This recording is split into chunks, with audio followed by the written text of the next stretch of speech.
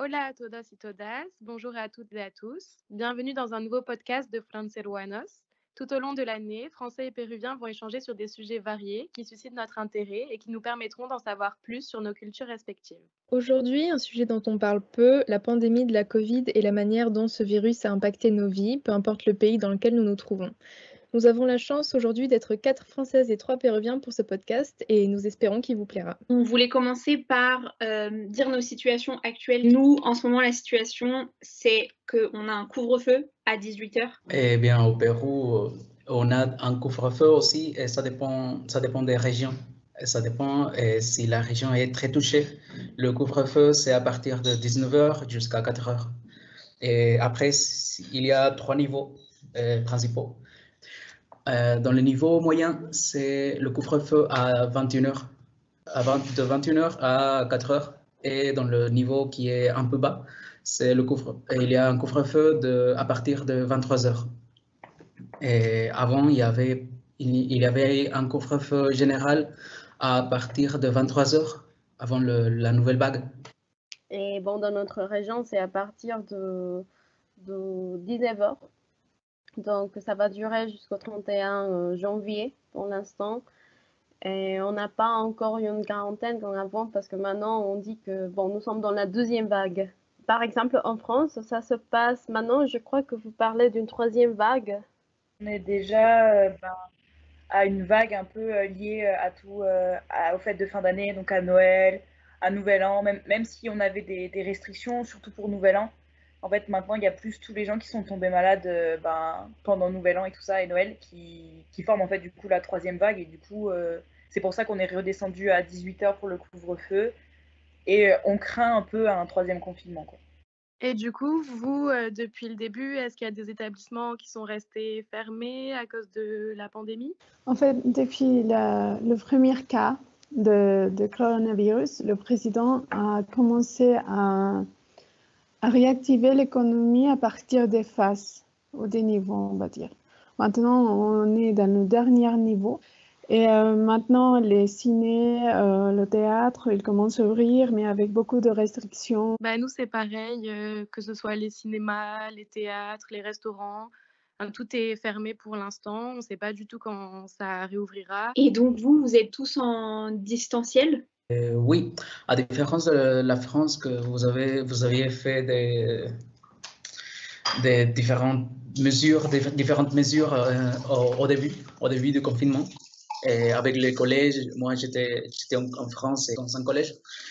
Et là, j'ai vécu tout ça, les mesures que le gouvernement avait prises. Et c'était la galère. Et alors, au Pérou, ils ont annulé tous les cours, tous les cours dirigés, tous les cours en général, à l'école, au collège, à l'université, n'importe où.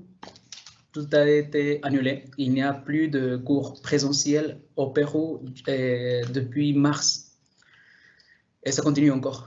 Nous, on travaille à distance.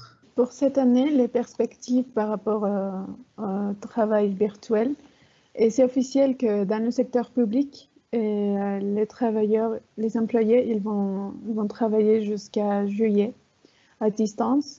Et pour les cours, il faut voir. Le gouvernement pense de faire vacciner les professeurs pour rentrer en classe. Mais aussi, il y a un autre problème qui se trouve dans les conditions basiques dans les collèges publics. De l'eau, les conditions, la ventilation et tout ça. On ne sait pas encore qu'est-ce qui va passer avec les cours présentiels, si on va rentrer ou pas aux classes. Mais bon, il y a des personnes qui pensent que ça va durer jusqu'à la fin de l'année, donc on ne sait pas encore. Mais on peut dire aussi que bon, il y a comme le temps un peu pour réfléchir. Bon, je veux dire les personnes qui prennent les mesures parce que maintenant nous sommes en vacances scolaires, bon, surtout pour les écoles et les universités aussi. Donc, on a ce 2 mois. Comme ça, après, pour commencer en mars, peut-être la situation au niveau, on va dire, et des écoles et mesures qui vont être prises pour les écoles et ça sera déjà établi. Est-ce que les cours présentiels et les cours à distance, c'est toujours la même chose pour les universités et pour les collèges, les écoles? Les collèges et les lycées sont ouverts. Les lycées, c'est un peu en hybride, pareil. Donc, il y en a certains, c'est une semaine sur deux en distanciel, en présentiel. Mais par contre, les collèges, les écoles primaires sont ouverts. Mais on entend beaucoup parler aux infos de décrochage scolaire, des étudiants qui en fait arrivent plus à suivre les cours parce que c'est juste déprimant comme situation. Par rapport à la motivation, c'est toujours le boulot du prof, de l'enseignant. Donc, moi, je m'engage toujours avec mes élèves, mais c'est vrai que ça devient de plus en plus compliqué parce qu'il y a quelques-uns qui veulent arrêter, il y a quelques autres qui veulent, qui ne trouvent pas la motivation, l'engagement. C'est presque la même chose toujours et parfois il y a quelques-uns qui ne veulent pas allumer la caméra et comme ça devient encore de moins en moins humain. Sur la vaccination, est-ce que ça a commencé au Pérou?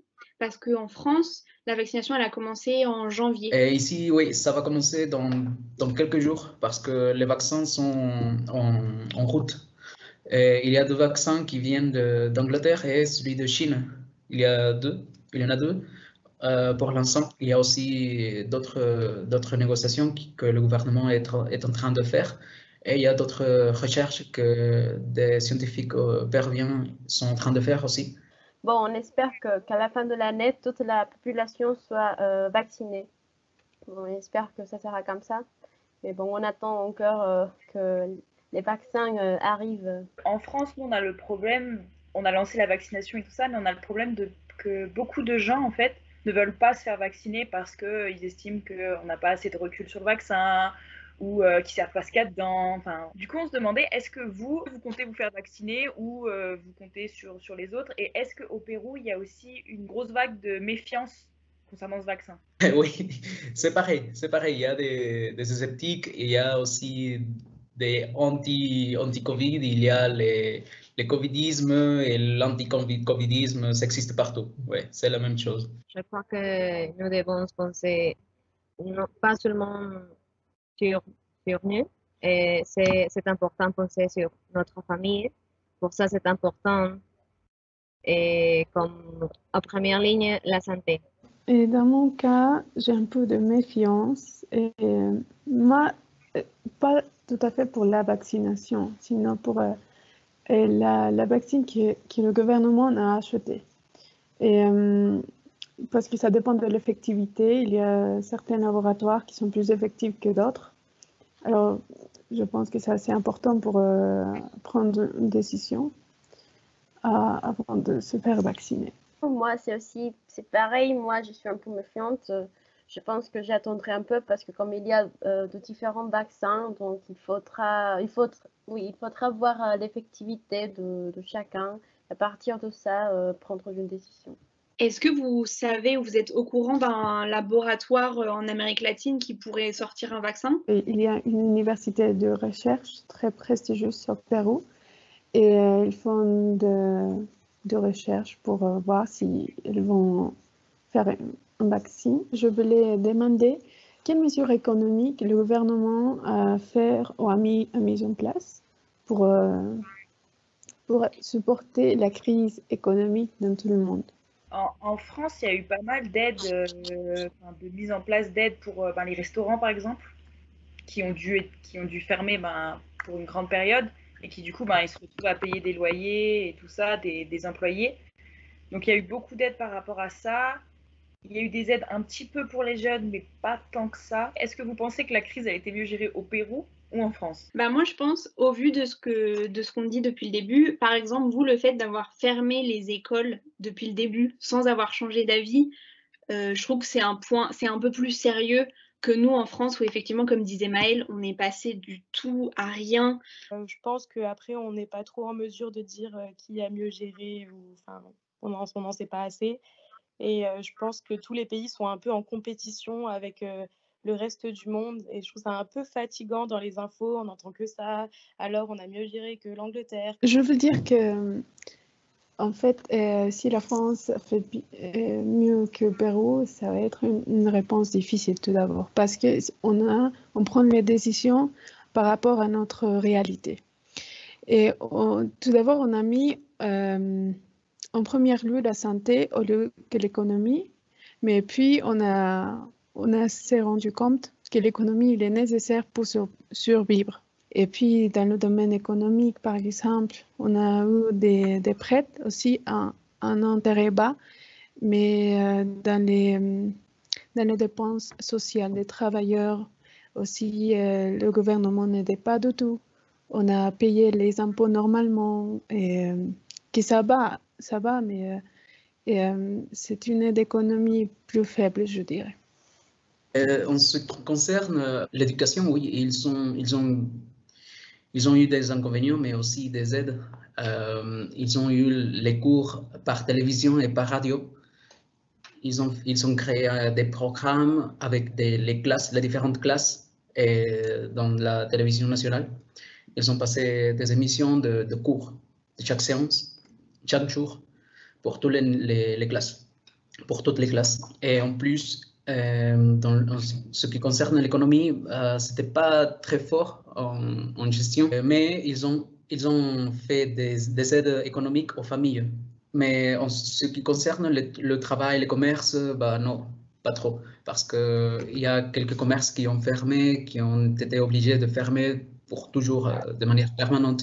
Il y a d'autres qui ont été fermés temporairement et qui viennent de rouvrir, mais avec des complications, des difficultés. Je voulais savoir aussi, pour finir, comment vous avez vécu la crise. Je pense qu'au début, c'était un peu compliqué parce qu'on ne savait pas. On a pensé juste 15 jours, mais on ne savait pas la dimension à laquelle nous étions. Et puis, petit à petit, on a pu s'adapter. Et je pense que pour cette année, ça va être mieux parce qu'on sait déjà qu'on doit prévoir qu'est-ce qu'on va faire, comment on va se débrouiller. Mais les motivations commencent on peut s'habituer, non? Moi, je pense que oui, ça a été difficile comme pour tous. Et parce que je pense que moi-même, je pensais que c'était quelque chose de petit. Moi, j'étais à cette époque-là en France, donc je pensais, oui, donc ça va durer que peut-être un mois ou une courte durée. Et après, bon, ça s'est prolongé. Maintenant, nous continuons. De toute façon, je pense que on s'est adapté petit à petit. Ça, c'est encore un peu dur parce que c'est pas, comment dire, c'est pas trop bien de rester à la maison, d'être tout le temps chez soi. Mais de toute façon, je pense qu'il y a aussi des personnes qui, à partir de cette situation, se sont réinventées. On peut dire ils ont créé d'autres choses. Les commerces, on commence aussi comment dire, ils sont allés dans un autre domaine. Peut-être quelques personnes aussi ont commencé à créer leurs petites entreprises. Et bon, je pense que dans le futur, nous allons avoir de nouveaux moyens de travail. Et oui, de toute façon, j'espère que cette situation pourra améliorer bientôt parce que c'est bon de pouvoir retrouver, par exemple, de nouveau les amis comme avant. Bon, je crois que dans la salle, nous sommes d'accord que la situation a été très difficile pour tout, pour nous et pour notre famille, et aussi pour le pays entier. Bon, et notre vie a changé complètement sur les différents aspects comme l'éducation, le travail et aussi l'économie, parce qu'il est tout comme connecté, parce que oui, l'économie et le travail aussi, non? Mais bien si ce sont des temps difficiles, nous devons penser de manière positive parce que peu à peu la situation doit changer. Nous sommes maintenant en Pérou en attendant la vaccine et nous connaissons notre réalité et aussi ce que nous devons faire, c'est être patient. On a vraiment hâte que tout ça soit fini et qu'on puisse vivre un peu pour faire un petit parallèle rapide sur l'autre podcast, vraiment vive notre jeunesse, quoi. Je pense qu'on a fait un peu le tour du sujet. Donc nous savons que ce sujet est beaucoup plus compliqué et moins léger que les autres, mais il nous semblait pour autant incontournable. Nous voulions en faire le sujet d'un des podcasts, car nous estimons que c'est un bon moyen de comprendre les différences culturelles, politiques et sociales qu'une telle crise peut engendrer au sein de nos pays. Et donc, merci de nous avoir écoutés. Nous espérons que ce podcast vous a plu. Et nous vous donnons très bientôt rendez-vous pour un nouvel enregistrement entre Péruviens et Français pour discuter d'un nouveau sujet.